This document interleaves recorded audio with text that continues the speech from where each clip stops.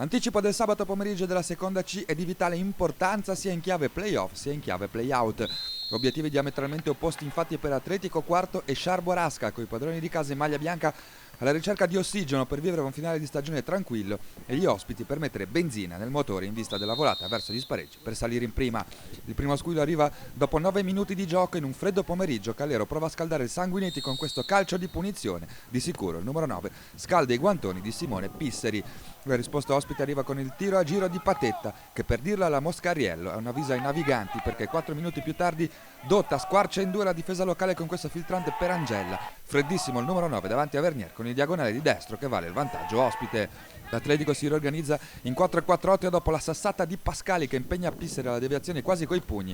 Il tacco di Calero libera la costa di Fabiano. Perfetto il suggerimento del numero 4 a centro area, dove Toncini trova lo spazio per l'inserimento. Trova soprattutto il tocco facile che rimette le cose in parità. E non finisce qui, perché al minuto 18 Calero si avventa su un pallone vagante al limite, lo porta sul suo destro prima di lasciar partire questo diagonale che completa il sorpasso in meno di 5 minuti. 13° sigillo in campionato per il capitano giallo-blu, capace nella sua lunga carriera di segnare in ogni categoria dalla terza all'eccellenza. Un primo tempo scoppiettante continua con l'espulsione di mister Berogno dello Sciarbo Rasca per un banalissimo allora proferita all'indirizzo dell'arbitro Pisani, e termina con questa conclusione di Corrà deviata da un difensore che fa correre un brivido lungo la schiena del nostro Luca Rusca.